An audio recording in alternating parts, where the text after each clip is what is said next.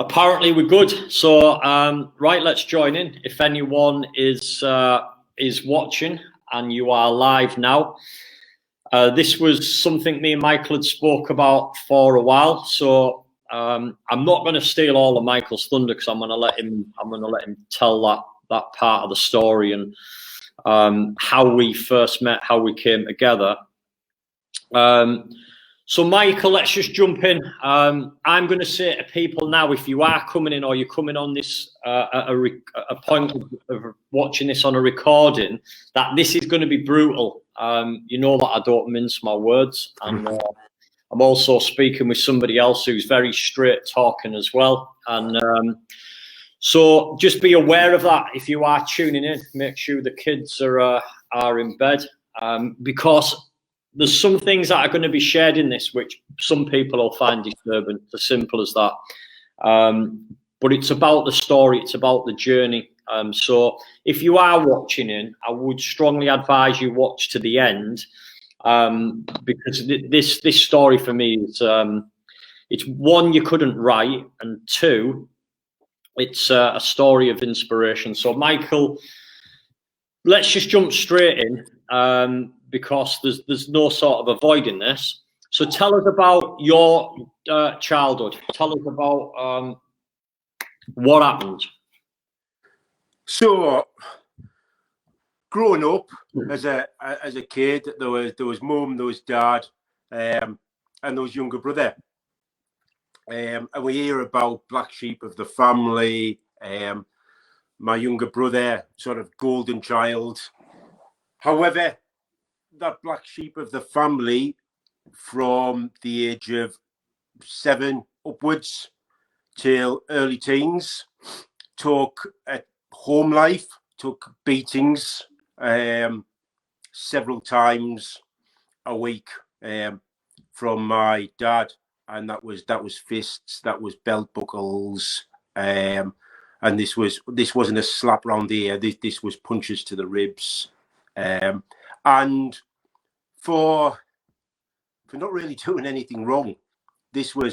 I would have to look a certain way. I used to have fairly longish hair. I could just flick my hair like this and I'd get a punch to the ribs or across the cheek, etc. And think, what was that for? Nobody ever explained if you do. So even if to doing something really wrong, you think you don't deserve that. But when it was for the smallest things, and I'd question it, what have I done wrong? Just get to your room. Yeah, I'd spend most of my childhood in my bedroom. I wouldn't go downstairs with mum, dad, brother, watching telly, opening Christmas presents together, going on holidays. I was left at home to fend for myself.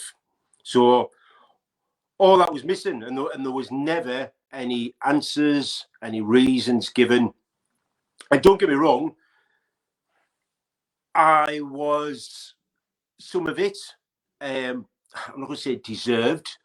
There was times when I remember looking back at my childhood, and at times it came to the point when I pinched money from my dad's wallet, and I'd be going to school and I'd stop at the newsagents and I'd go in, and I got into a habit of buying. They weren't even school friends. People didn't really know, but they were going to school, and I'd buy them Mars bars. I'd buy them the Look-In comic, if anybody can remember the Look-In. Yeah, all of this stuff, I'd be buying them. Now looking back, what was I doing? I was just doing it because they all loved me. They were all around me and waiting for me every morning. I didn't realise they were there waiting because I was buying this and I was buying that. Obviously, I was looking for the attention, for the love from that. And obviously that got back to my mum and dad. Yeah.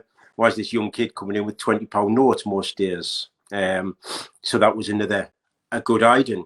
And it got bad, and I moved in. I spent time living with my grandparents as well, growing up.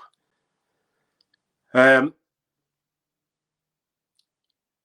that resulted in I was abused by my granddad.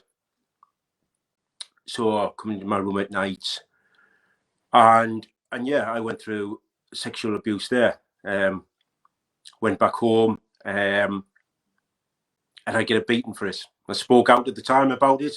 I'd get a beating from it. And I bounced that way for nearly 5 years.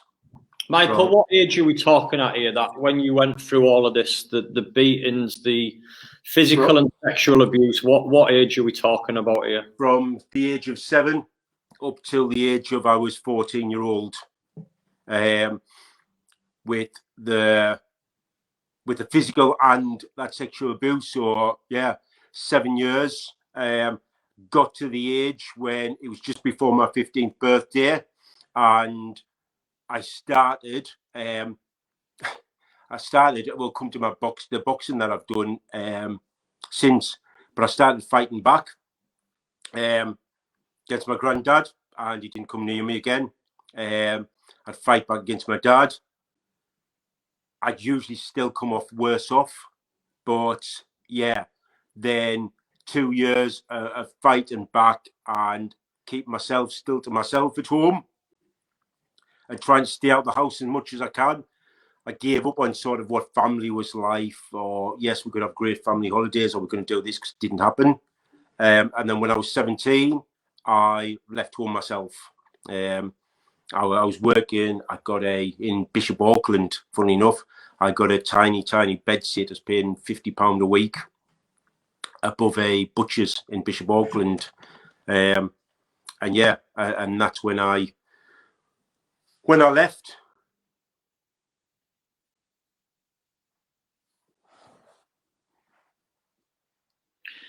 Michael, just tell me, how does a kid deal with that?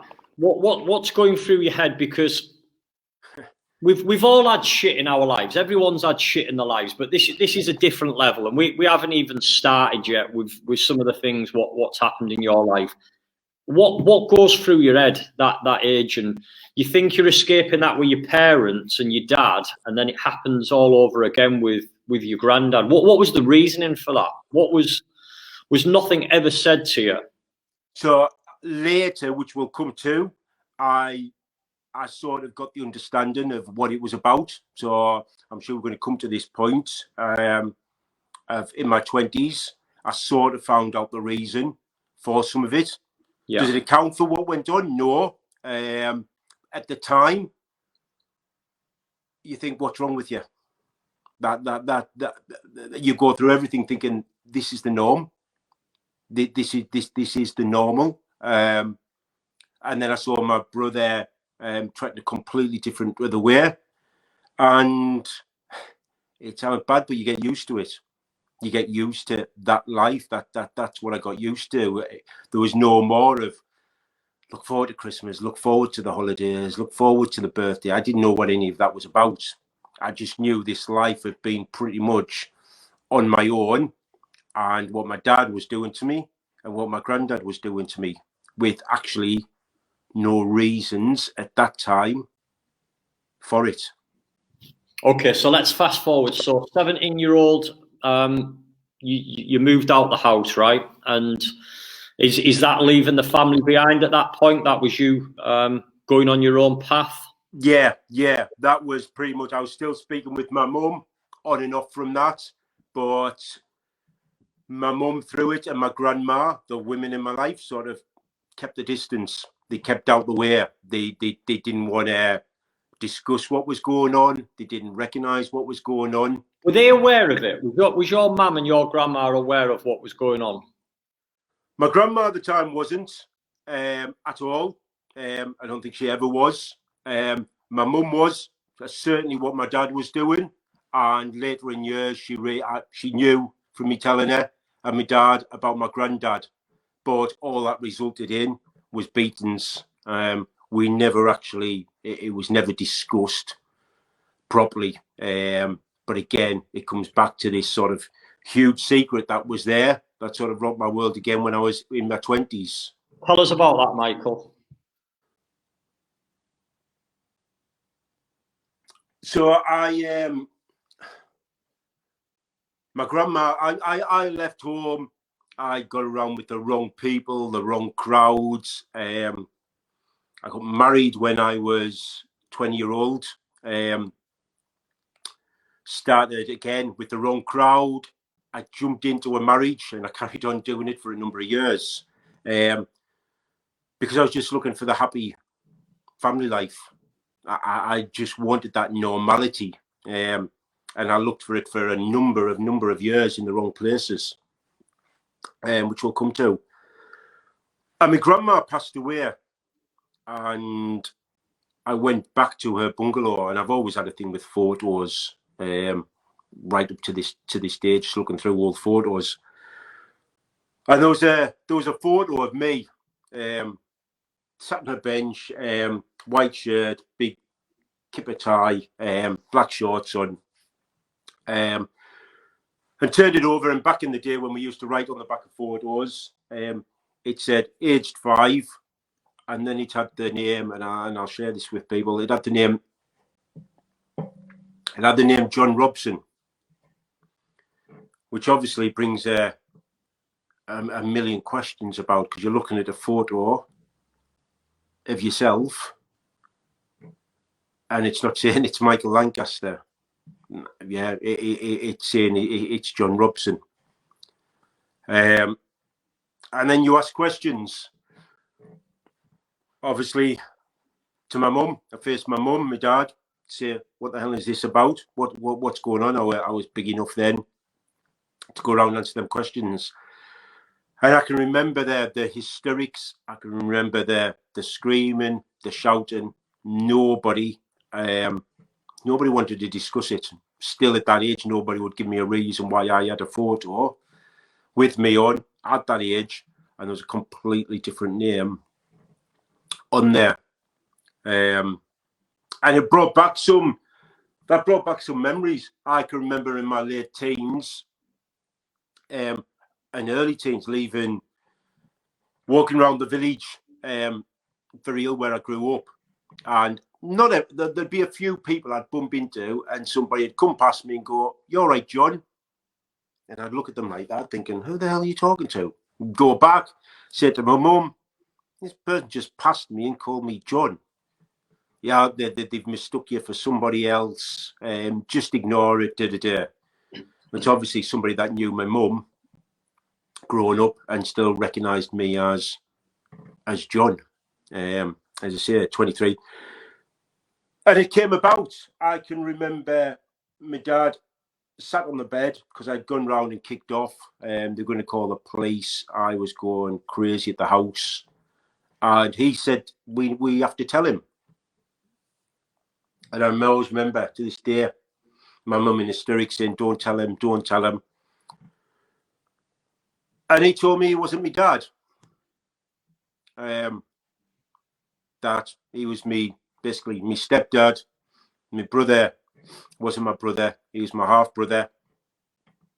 And that my real dad was a basically diagnosed psychopath, not a nice man at all. Told me things about him. And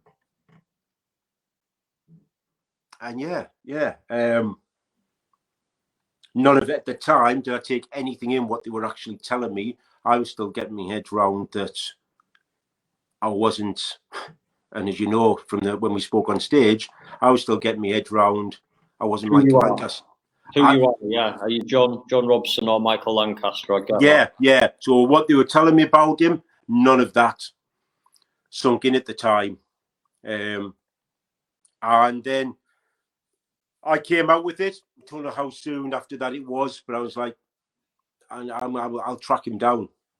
What was the reason why they held it from you, Michael? Why was it such a big thing that your name was changed and you were guided from that? Because that's a pretty big thing for a mum to do, to change her child's name and to make a story up at that level to prevent you. What was the reason for that? So the name change, so before I get on to him, the name change came about, one, because he's no longer with us. My real dad is actually called John Robson as well. My mum wanted to name me Michael. He wanted to call me John after him. he had gone down to the registry office and registered my name. And obviously, when my mum got remarried, she hated the name John for obvious reasons. So changed it to Michael, and then that's where Lancaster came about. However, he would, what I was told at the time was that he had beaten my mum had polio as well, but he'd beat my mum to a pulp daily. He'd send her out with the calipers on out in the snow to get his cigarettes, to get his drink. That he had tried to throw me off a bridge when I was a baby. And basically, he was an alcoholic, drugs, woman beater, everything. But again, when I was getting told this, he was going in one ear and out at the other ear. So yeah, they obviously never thought I would ever find this photo. So I would always grow up as Michael Lancaster, and that would be the life. And it would have been if I hadn't found that single photo. But obviously, my Robbie, my stepdad, obviously hated this guy for what he had done to my mum, and my granddad did too. I was the spitting image, and obviously I did meet him, but I was the spitting image of him as well. So I was a constant reminder to people. And look, we've been completely honest on this chat, and I've dealt with a lot of things since. Obviously, speaking with you in our moment on stage, and since then. But we talking about a guy here and circumstances that he attacked my mum in some vile ways, and in one way, and I won't go into detail on this, but one of those attacks, I was the outcome of that attack on my mum, which, yeah, was a tough one to take. But when I get that. So Michael, tell us. So you now have this curiosity, and you've now gone to find your real dad. How did that turn out? So he had half a dozen brothers and a couple of sisters, and I found out through an auntie that the village that they lived in, which is a very, very small village. So when you're looking for a certain surname in a village of a renowned family, it's not that hard. I can remember being on my motorbike, a moped, a Honda C90, and being in the village, and I found out where one of the brothers lived, and it was a council but detached house.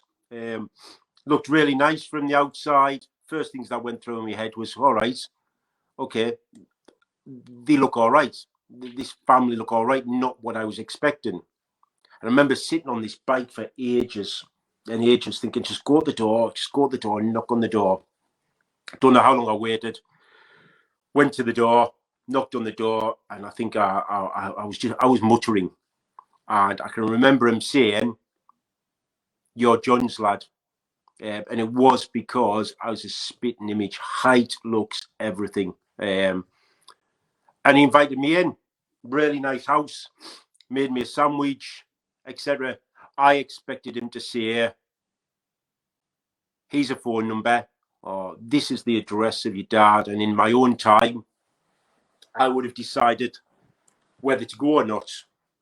Because what I had been, when I did say I was going to track him down, my mum, dad had said, if you go looking for him, we do not want to know you.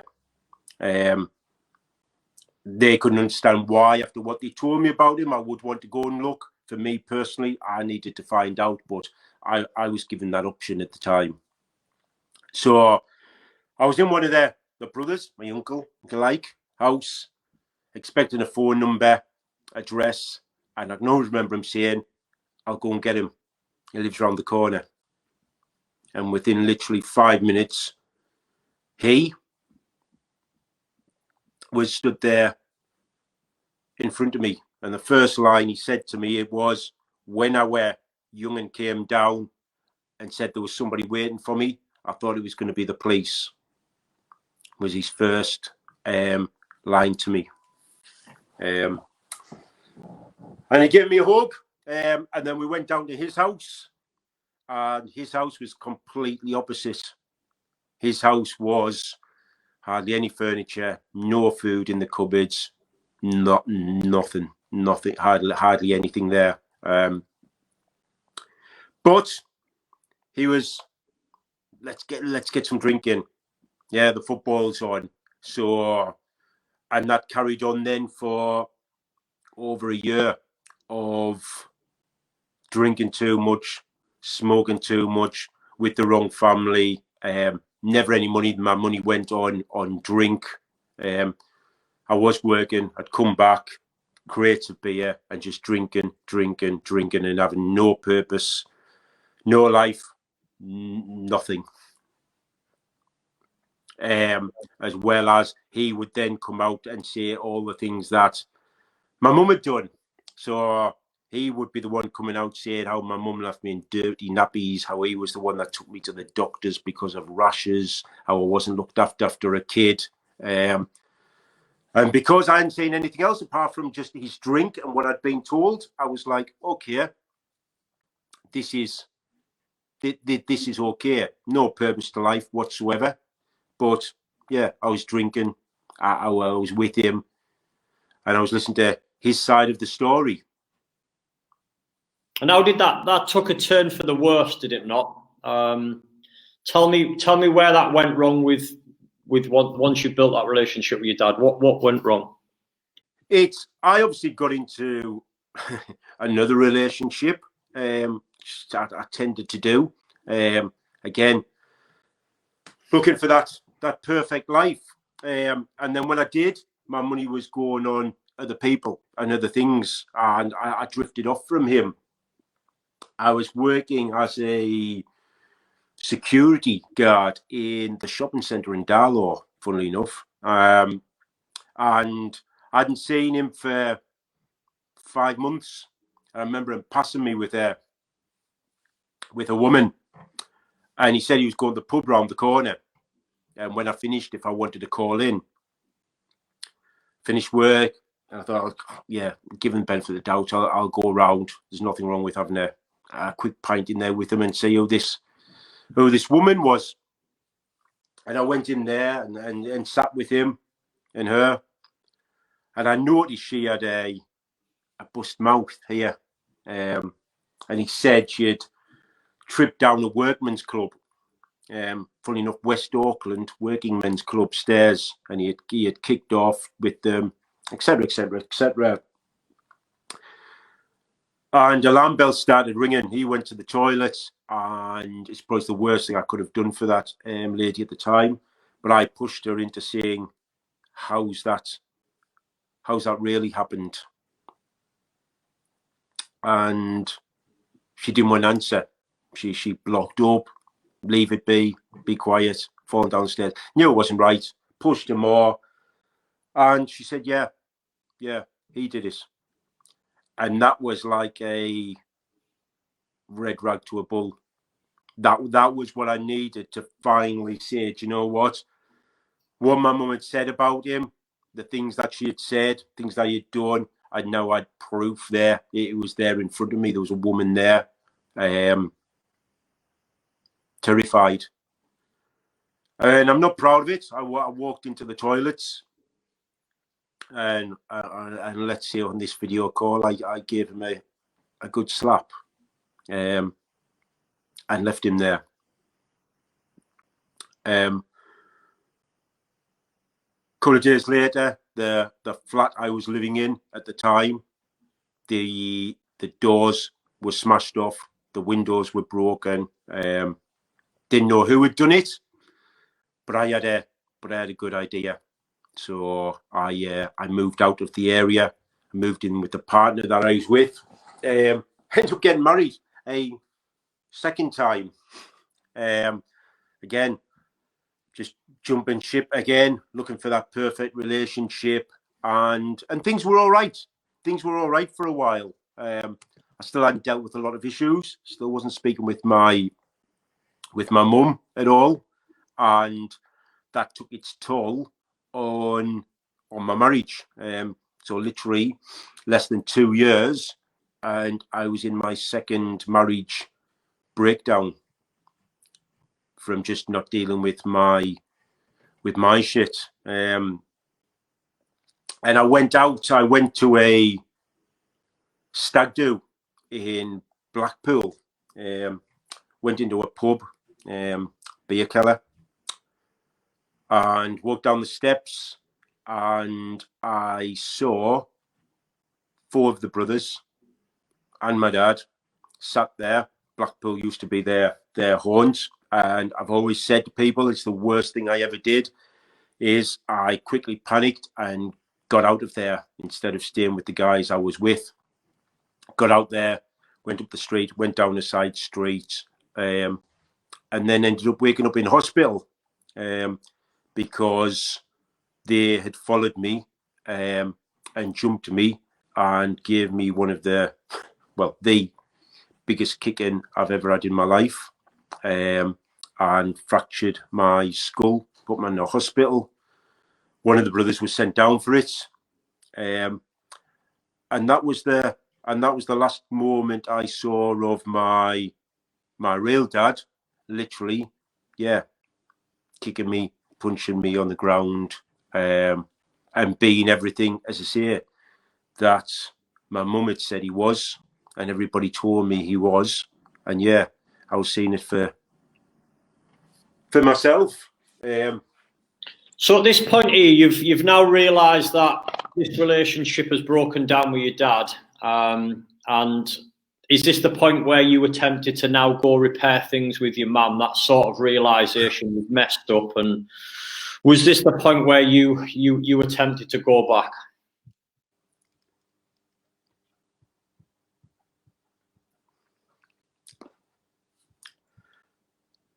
Yeah. I came out of there and I spent several months homeless. I wasn't working. My job had gone. Didn't know where to live. Didn't know where to go or turn to. So one friend, I stayed on his couch for a number of weeks. Job opportunity came up. I was working in a chicken factory, and I thought, you know what, I need to repair some damage because, yeah, my mum was right, or to a certain extent, and I think it kicked in that, you know what, forgetting what my real dad had done and my granddad done, but from my mum's point of view, she had been trying to protect me in those early years and probably took some beatings herself to protect me. So yes, I had to go and find out for myself, and I saw it. I saw the woman with the bust mouth. I took the beatings myself from the family.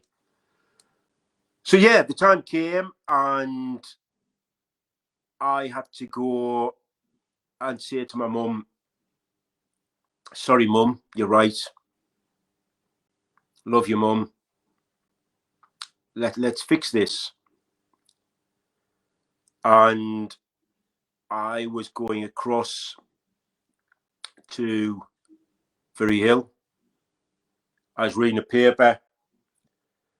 Basically, I got off the bus that was going to Ferry Hill, and I jumped immediately onto another bus. I didn't stop in Ferry Hill where my mum was. I jumped on another bus to Durham, and I jumped on that bus because I read in the paper that I'd been reading that it was Friday, it was 2:10, and in that paper I had read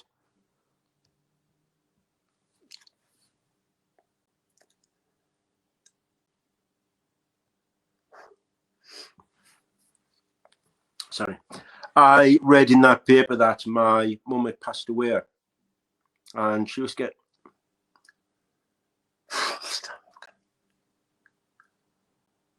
Take your time, man. I read in the paper that my mum was cremated at 2 o'clock on that Friday. So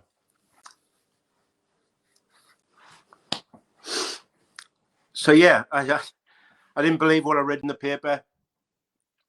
I got to Durham Creme, and you walk down to some steps to where the creme is, and there's a roundabout outside there, and there was some flowers on there. And I remember walking down to them, and a couple of them saying mum, and a couple of them saying sister. So the realization kicks in a little bit more. I bent down, and yeah, it was from Paul, from Robbie, from Auntie Denise. So the realization then was, yeah, she was gone. My mum died of. My mum battled polio, beatings off a guy, raped off a guy, and then she beat cancer 3 times, and then she got lung cancer, and it took her in 8 weeks. Michael, is this the point where you started to suffer from mental health? Was this from the guilt of not being able to repair that relationship? Because I know you took a real spiral at this point, didn't you? Yeah. Creme, I took my belt off. I put my own belt around my neck at the creme. Pulled as tight as I could. I wanted gone, and that was in that moment. And what followed for a number of years from that was drinking heavily, drugs, not addictions, but certainly drinking far too much, certainly taking far too many drugs. And you know what? It helped problems at the time, because it would block everything out in my head, and it would deal with it. So I thought at the time. And then the drugs wear off, the drink wears off, and you feel worse. So you take a bit more. I had no purpose. I wanted answers that, you know what? I realised now I was never going to get.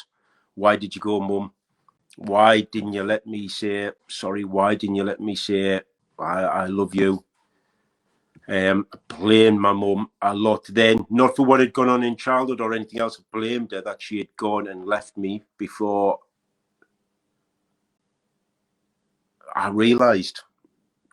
And yeah, destructive relationships, not settling down, no belongings. I did have belongings. I pressed self-destruct buttons constantly because I was waiting for something to go wrong. Numerous. How many times did you attempt to take your own life during that period? 5. Everything from nooses round my neck, tablets, mainly, to be honest, tablets, constantly trying. And you were to survive this, weren't you? On a few occasions, you're fortunate to be here, aren't you? Yeah. But yeah, big time. It's I don't know. I'm 50 tomorrow. I've got no idea. Right up till, and we'll come up to this, I'm sure we will, but up till a couple of years ago, it was only 2 years ago, year and a half, 2 years ago, I think now, when something happened and I was planning again to take my life, at a time that I knew would work. I think the others, although they were the suicide attempts, I took the pills, I took the tablets. A lot of it, you know what, was screaming for help. I want the pain to go away. I wanted it to stop. I wanted somebody to come and put their arms around me and go, it's all right. And they didn't. And as long as they didn't, then yeah, I wanted it to end. This last time, Michael, was going to be final, wasn't it? Yeah. So obviously, life went on. I didn't deal with anything, and what I did was I was boxing. Actually, I enjoyed boxing. Whether I was any good or not is another matter. But I enjoyed, crazily as it sounds, taking the punches, throwing the punches, and letting that anger out. And I had a fight in the ring, and from that fight, I ended up. It wasn't because of the fight, but I ended up basically getting rushed into hospital, and I had a stroke. And along with some hard problems that I had, and it was basically down to the life I was living, what I had done to my body, what I was putting in my body, stress, anxiety, you name it. I had it. And they put me on tablets for the rest of my life, which I'm still on to this day. Because I couldn't train, because I couldn't box, I didn't know what to do with myself. I sat at home and I piled the weight on a lot. I went up to 18 stone in weight. But what worse, apart from just not training or exercising, what it did was, they don't say it did some rewiring. I had so many psychologists and everything else talk to me about it, but it brought a lot of childhood memories back. So everything I'd locked away and thought I had dealt with, which I'd never dealt with, what the stroke did was, it's as if it opened the floodgates. I was sitting on the couch at home and I'd start calling myself John again. I was singing songs and saying to my partner at the time, "What's this song about?" And she's like, "I've never heard that since primary school." And everything from my childhood was at the forefront. You asked me what happened yesterday, couldn't remember. Yeah. You asked me something from when I was 3, 4, 5, 6, 7, 8, 9, 10. I remembered it all. The nightmares started coming back, and I couldn't deal with it. I just couldn't deal with it.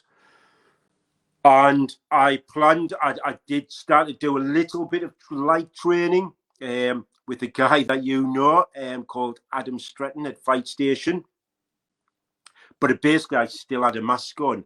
I was doing that, but nowhere near to the levels. I wasn't happy in my life. I started to take the dog for a walk, and when I was taking my dog for a walk, the worrying thing was I was walking through woods and looking at trees and thinking, okay, how do I climb that tree and jump out that tree with a rope around my neck? That's how bad it got.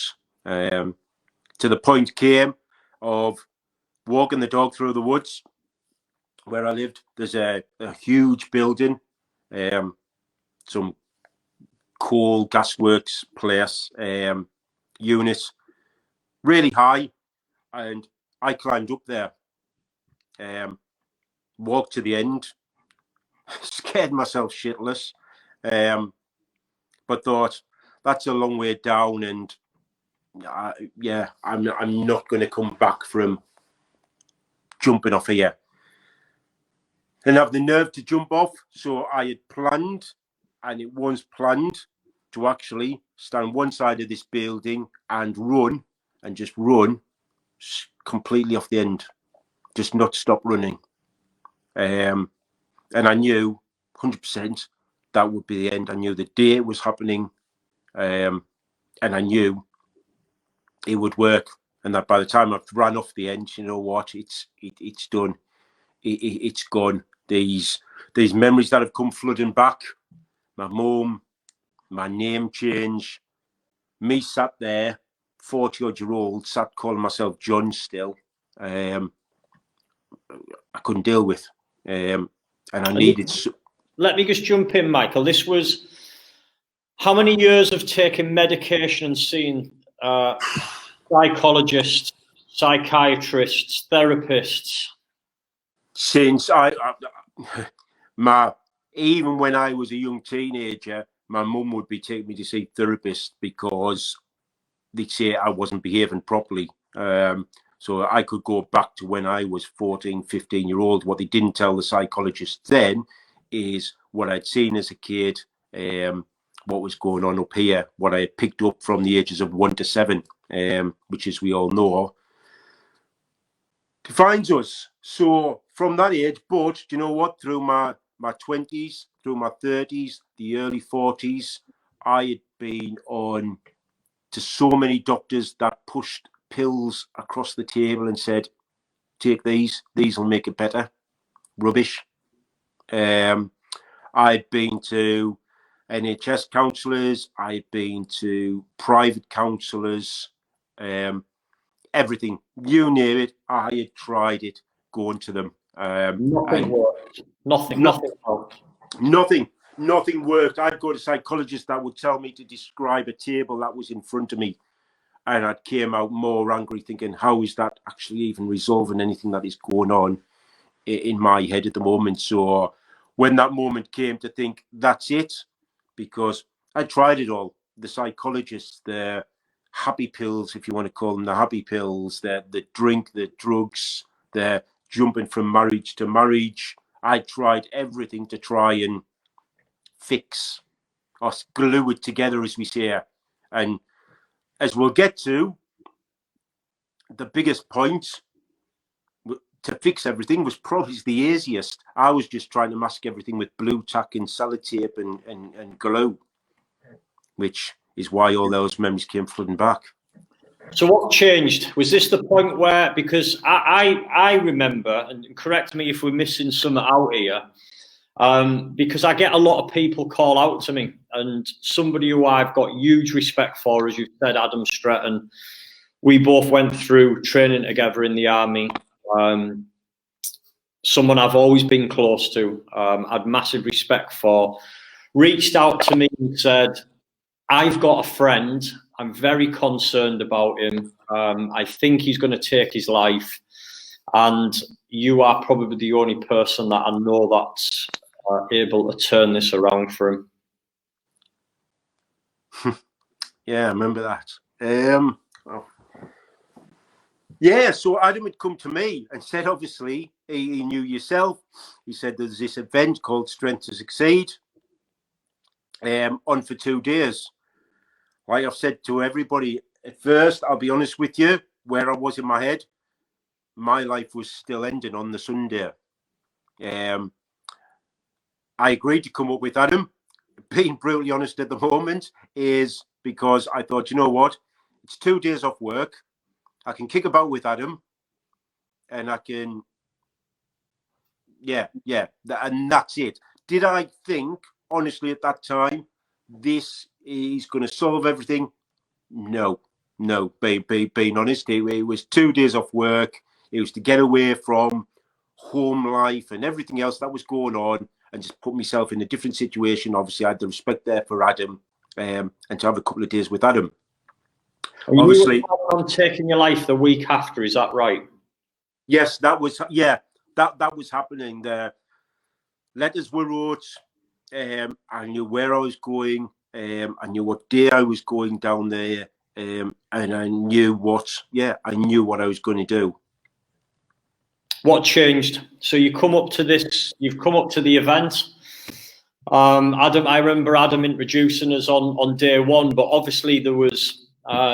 I don't know, I think there was about 180 people in the room that day. So a lot of people, and I'm obviously teaching, other people are teaching. There's a lot going on. So we didn't have a lot of time to speak, did we?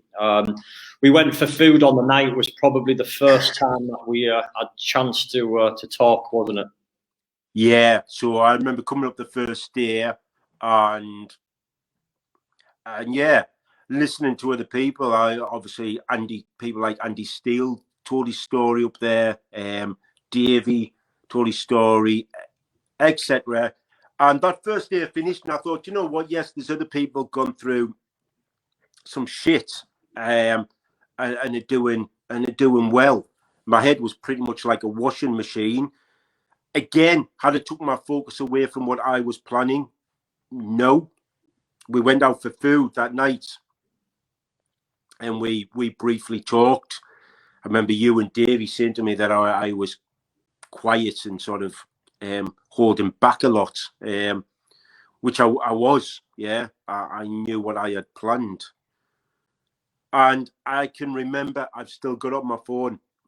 I got back to my hotel room and you sent me a text message. And that text message said that you were giving me the opportunity that if I got up on the stage, that you could take and help take that pain all away. I remember stood there, and it was late on that, I want to say Thursday night, whatever night it was, after that first night. I remember stood there in this room and just looking at this text, and I'll be honest, and thinking, who the fuck is this guy? It's like, I've seen all these other people and everything else, and this guy reckons if I can get on stage, he can take all this shit away. And then I think just sort of switched my phone off. And I came in day two. I always remember saying to a few people, look, I've had this message off Steve. He says he can do that. People saying, yeah, you need to do it, mate. You need to try it. And I sat on a seat next to one of the people that was saying I need to get up on stage was Kev. I remember to this day, I'll always remember sitting next to Kev, and I listened to more speakers on the stage. And part of me, as the day was going on, I think you were running late in the day. And part of me, it's like this chimp paradox, because part of me is thinking, come on, Steve, call me up. Let's sort this out. And this side's going, no, overrun, Steve. Do not call me up. Do not shout me up. And people will look at that and think, well, if you want all this shit to go, but it's what I knew. I was used to this life. People want to say it was crazy life and a roller coaster. It's what I had got used to for 40 odd years. And as far as I was concerned, I had my escape plan. I knew just to put people in the picture, Kev was somebody who I'd worked with previously who had also attempted to take his life on a few occasions and massively turned his life around as well. Great guy, very inspirational as well. Truly. And yeah, this chimp paradox was like, yeah, don't call me up. And I can always remember you saying, I was speaking with the guy last night, and I thought, you're going to call me up there. And I remember Kev pretty much, I'd love to say I just automatically got up myself. I think Kev pretty much pushed me off my sheets and came up on the stage. And obviously the video's on your page, but obviously then that's what I still call to this day of that magic 45 minutes happened. Tell us about that, what you remember of it. And you won't remember a lot, Michael, because of the process, what I took you through. You probably don't. I'm interested to know, what do you remember of it? Again, to know what, very little, and I've tried watching the video back. What I would say on that is to this day, I've never watched that video right the way through, because I've tried, and whatever went on, I don't recognize that person on that stage anymore. I don't. It looks like it's like an out of body thing. I don't know who that person is on that stage. Part of me feels sorry for him. Part of me wants to give him a big hug, but I don't recognize the guy. All I would say on the subject is, what I can remember is breaking down when I had to throw the shit away, and I gripped onto it, and it's only because of the work I've done since that I sort of understand this, I believe, is I tried to grip onto it for dear life. And people might think, well, if it's shit, just let it go. And the reason I couldn't is, by letting that shit go, the only person to look at then, or blame, or judge, or anything, was me. I'd used everything in this shit box, if you like, to go, this is happening because of you or them or this situation or this or that. And if I let that go, like you were telling me to do, the only person I can look at is me. Yeah. And there's that fear of the unknown as well, of what's on the other side. Yeah. I didn't know letting that go. What then I was used to this for 40 odd years. And I had a plan in place that was me going to take my life. So yeah, letting that go and that unknown was terrifying at the time. I finished that stage. I saw obviously people's reactions afterwards. And you broke down, didn't you? You broke down on the stage. Yeah. It's I can't watch that video right the way through.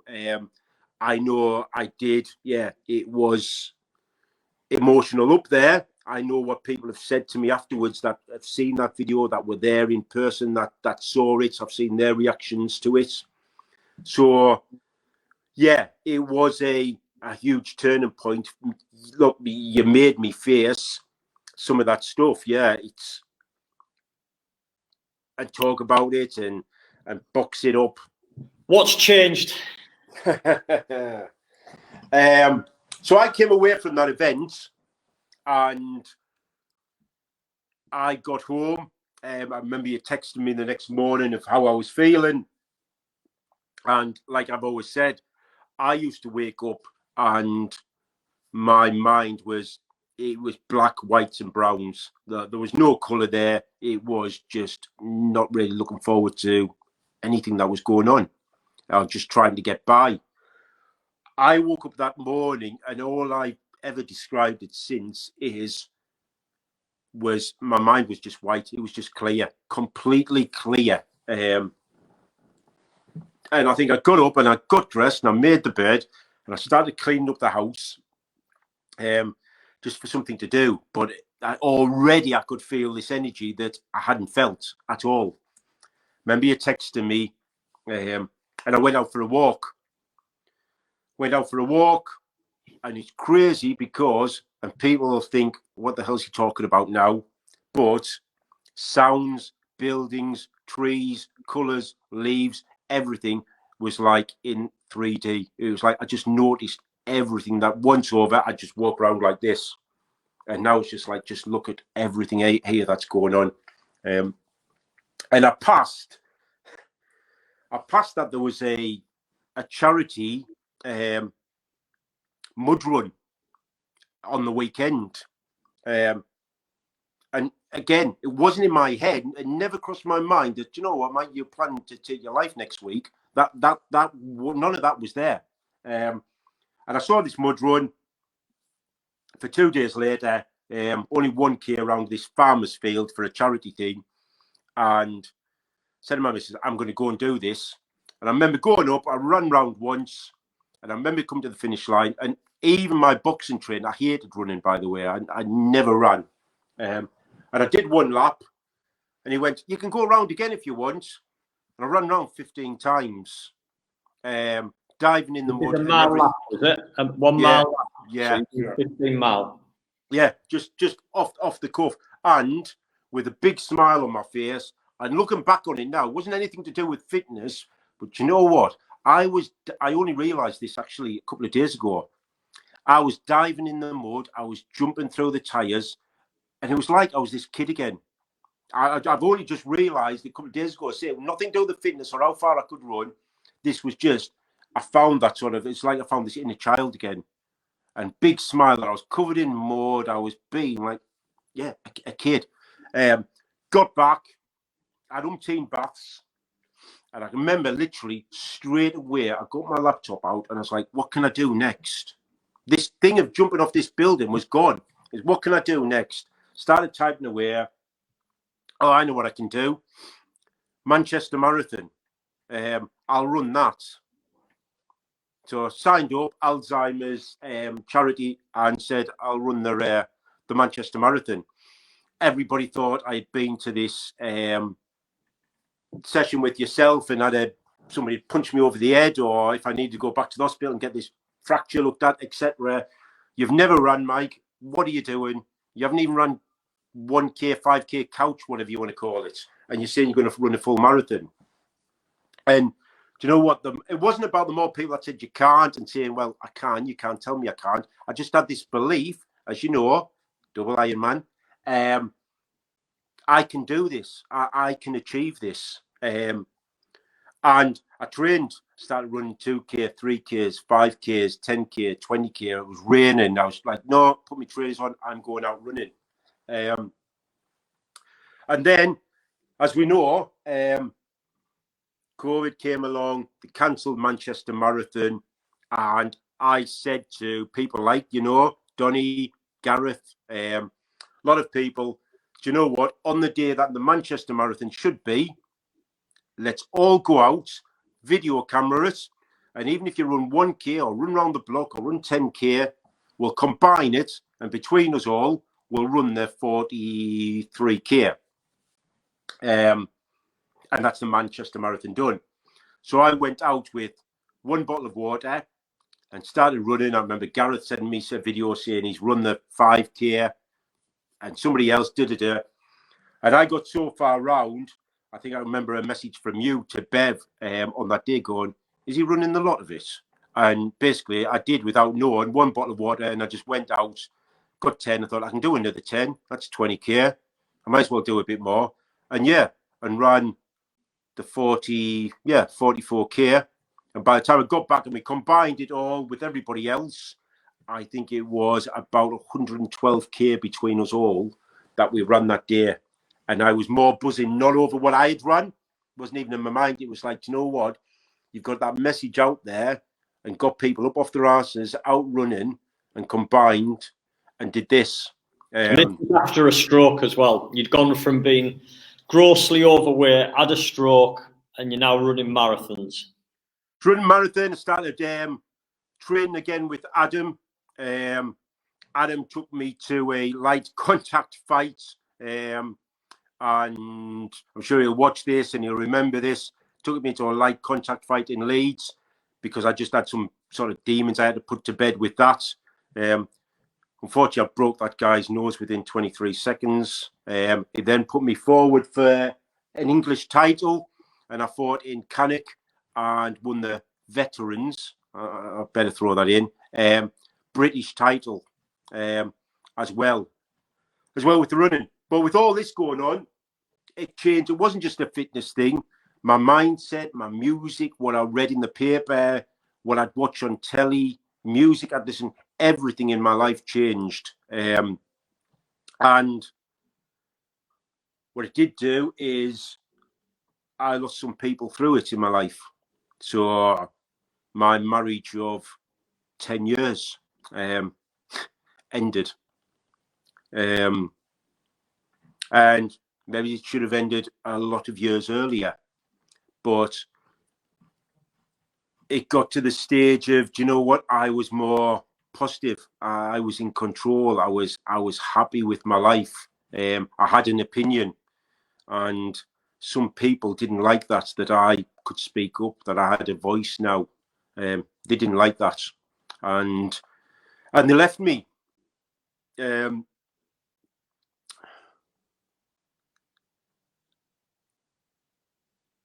And at the time, you think, no, I need all this back. I'd rather have that than me be happy in all this, because again, it goes back to, I suppose, that fear of the unknown. It's like, okay, if I'm on my own again, yes, I'm happy and my fitness is there, but what am I going to do? Maybe I should just drop all this stuff, this happiness, all this stuff and fitness, and go back to that, because that's what I'm used to. But I didn't. I had this mindset, this control that I've never known in 48 years, that I'd be all right, that I could get through this. Wow. I had a message on Facebook that came through, of somebody asking me, did I know John Robson, etc., etc. Yes, but I don't want to anymore. Why? Who are you? Yeah. It was my sister, my half sister, that I didn't even know for 40 odd years even existed, come on the scene. That now I've got an amazing relationship with, and her family. So yeah, 40 years of not knowing a sister existed, and now, yeah, I'm sure she's watching this and she messages me every day. So I knew I was going to be all right. I had people still trying to bring me down. Right, if I press this button or that button, Michael react, and we can get him upset. We can get him back on the drink or the drugs or depression or down. And you know what? It makes me smile to this day, because I think, you know what? Keep trying, because you don't know the true Michael. Because if you did, then all these tricks you pull, they don't work. They tried to pull a trick several months ago. Instead of getting down, I went out and I bought a push bike. I haven't ridden a push bike in 25 years. I remember your message, because I went out on this push bike, and I remember your message to me going, "You've only bought the fucking bike last week," and I'd gone out and rode 70k on it. From that, I got back and I was like, right, what can I do now, challenge-wise? And I agreed that next year I will bike from Land's End to John O'Groats solo, on my own. How far is that? About 1,200 mile, unless I get lost and then you add a few 100-mile to it. Michael, what takes you from... You're going to end it all. You've come to this event. You're running marathons. You're winning championships with your fighting, and you're now going to cycle from Land's End to John O'Groats. And it's not just that as well. Name some of the people that are behind this letter journey, what you started now. Tell us what that is, and because I've been blown away by how many celebrities are behind this and have sent you messages. So it started off as what I thought would be 20 letters. And my idea was that, do you know what? When I was homeless on the streets, did I have a phone? No. Could I go on the internet? No. Would I see some of your events like Strength to Succeed? Possibly. No. So I was, how can I now get a message out there? So the whole idea came about, and what it is, let's say you wrote a positive quote, poem, letter, whatever it be, you put it in an envelope and you give it to me. And several people do that. And what I will do is, when I do this bike journey, I will give that letter to either the man that's working in the shop, the woman walking a dog, the man in the street, whoever, as I bike up the country. And if they open that letter and that letter puts a smile on their face, then results. Simple as that. Simple as that. Because you know what? When I look back at the times where I was, if somebody had come along and dropped that letter in my hand, do you know what? It might have been a completely different story. What I would say is, I'm glad they didn't at that time, because, and this will be crazy to some people, I'm glad I went through everything I've gone through to be exactly where I am now. I get that. So, because that's my why. That's why I've gone through what I've gone through to do what I'm doing and coming on to. So that was the idea. That's gone to several hundred letters. And I am receiving videos which are on my page, and they're just popping up randomly now. But if I say Ricky Hatton, Sir Bradley Wiggins, Vernon Kay, that's on I'm Celebrity in a Minute, is on there. There's one come through from Mo Farah. Yeah, boxers, the boys from Bros, Luke and Matt Goss. I could go on and on. That's coming through. Paul Carrick from Mike and the Mechanics the other day sent through. So that has gone crazy out there regards the support that's come through for this. That's I've got some knee injuries going on at the moment that I need to get rectified. But do you know what? I could let that get me down. But I think, no, it is what it is. They'll recover. They're not going to set me back. They're not going to get me down. Yeah, there's still a lot of things I can do. So when that stopped some of my training, I was, okay, what can I do instead to fill some time up? So I invested in myself, and it still surprises me to this day, and qualified and now fully insured as a life coach, hypnotherapist, and which surprises me. That I did that and I got those certificates and came where I am now doing. I do a day-to-day job, and then, if you like, in my spare time, I do the therapy work, which has took off massively. Doing it with businesses, friends. I'm also in January about to open up in Birmingham a community group, so a walk-in place for people to come twice a month and share their problems and talk. So that's a free community charity group. I've received funding from some great companies. The bike journey, that training is still happening. That support came through for that. Is here held up because of the injury, but then it was, okay, let's do something else. What can I do to give back?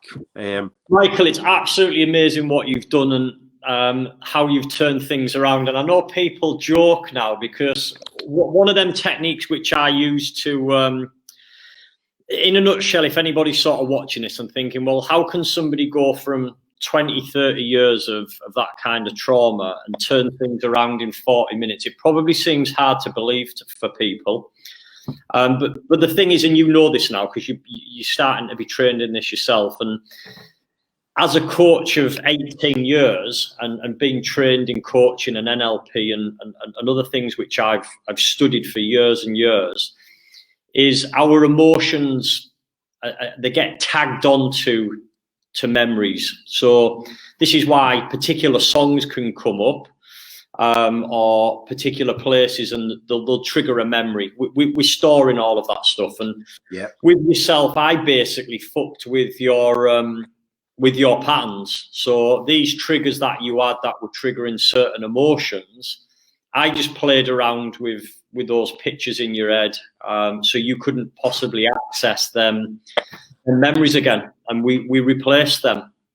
And then by instilling them with different beliefs, empowering beliefs, the old thing of turning up the washing machine dial, and we've lost our screen behind what's happened. The old thing of turning up the washing machine dial, and some people have said that I've turned it up too much.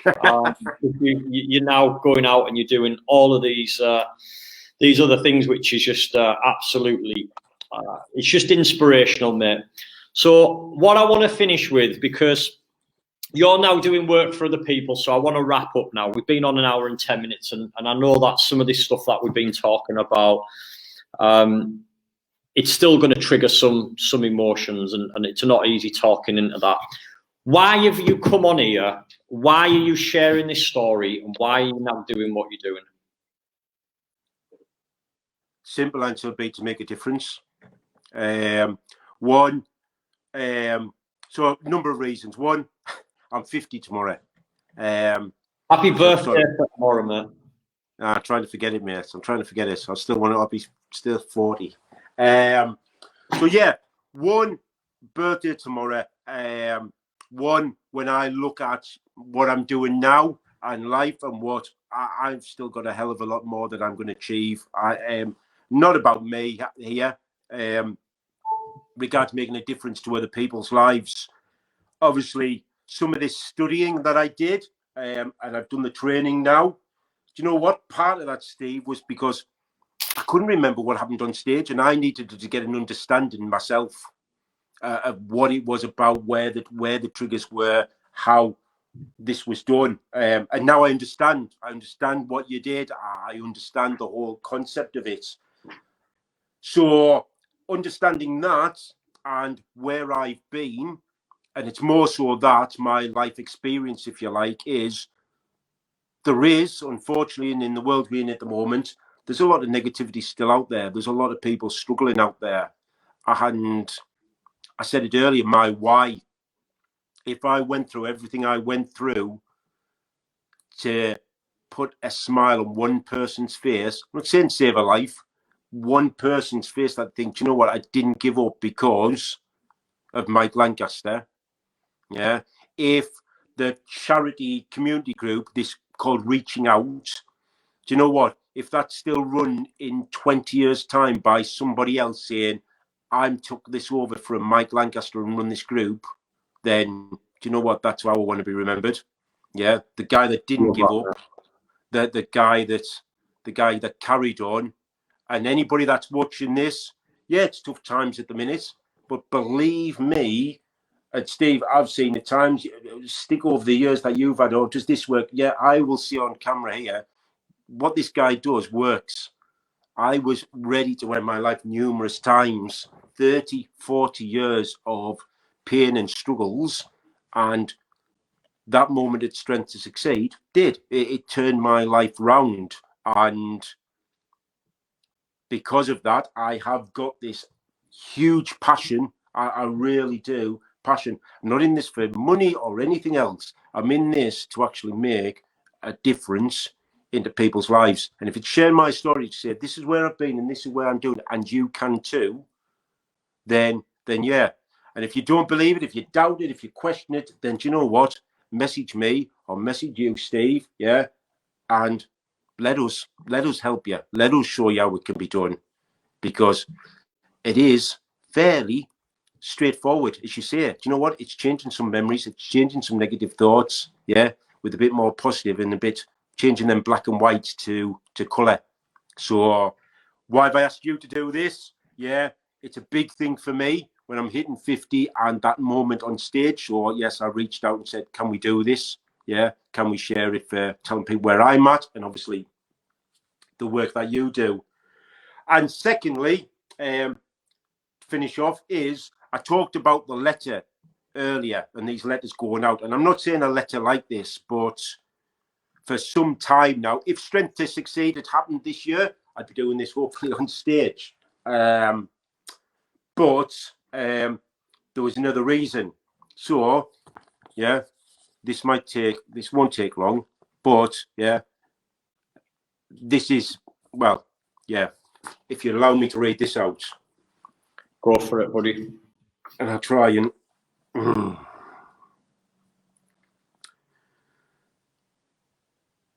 So, Steve, you helped me become a better person, and somehow in all your work it shows.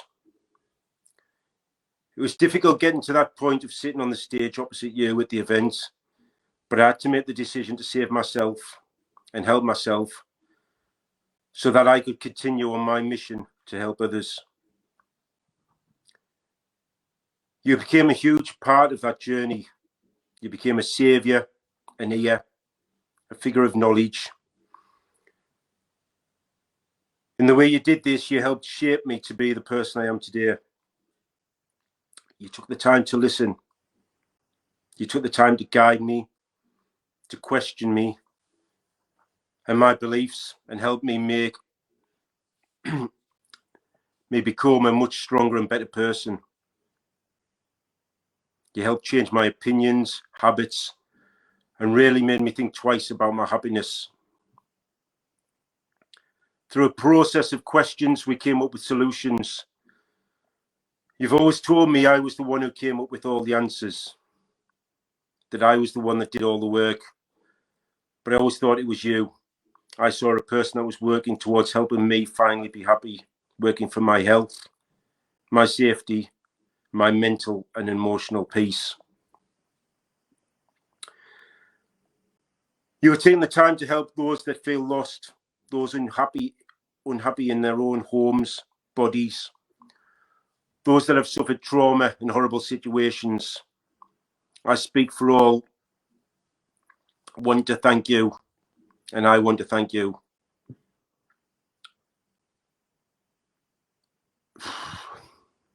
At least one life has been saved because of your work.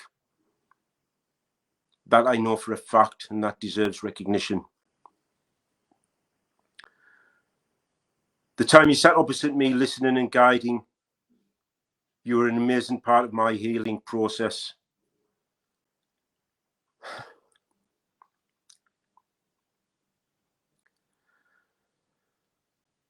I know it's time now to move on. I'm happy you have other ventures to pursue in life. I do as well. My plate is full and I can have it all because of you.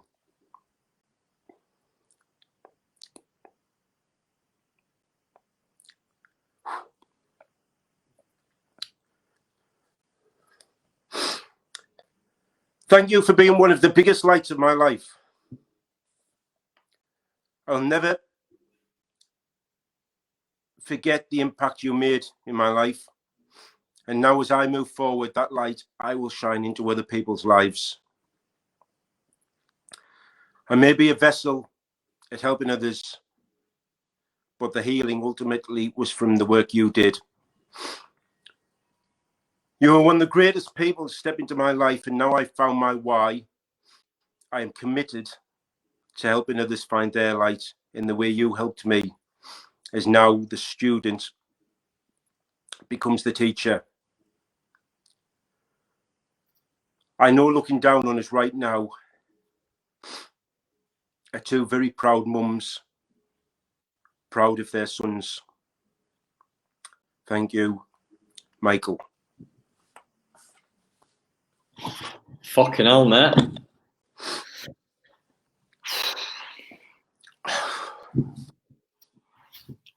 Honoured, mate. Lovely.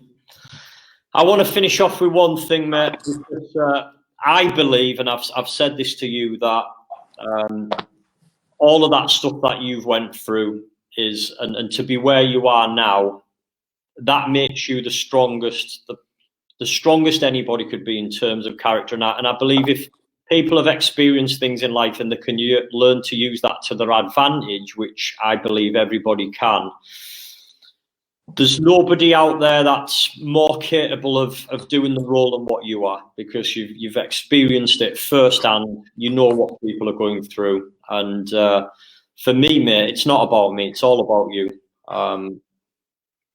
It's about where you go now. So I want to finish off with one question, mate. What would you say now to anybody who's watching this who maybe suffers from anxiety, depression, or they're maybe thinking of taking their life? What would you say to somebody who's maybe struggling their life right now? It gets better. Reach out, speak out. Yeah, there are people willing to listen. There are people willing to help, and there is a way forward. That believe me, yeah, and that way forward it's a beautiful journey. Yeah, there's so much that you can achieve, and all you've got to do, as I say, is speak out, reach out a hand. Yeah, there's people out there that will listen. Yeah, and the right people. Yeah, and yeah, you can get through this. Yeah, you can get through anything, and then the journey, as I say, can be beautiful. Thank you, mate. It's been an absolute pleasure to do that. Massive happy birthday tomorrow, the big 50. And as I've said, mate, this is just the start for you. And I'm mega keen to see what you do now over the next 2, 3, 5, 10 years, because for me, the work has only just begun. So thank you, Steve. Awesomeness. Thank you. Take care, buddy. You too, mate. Take care. Much love. See you later.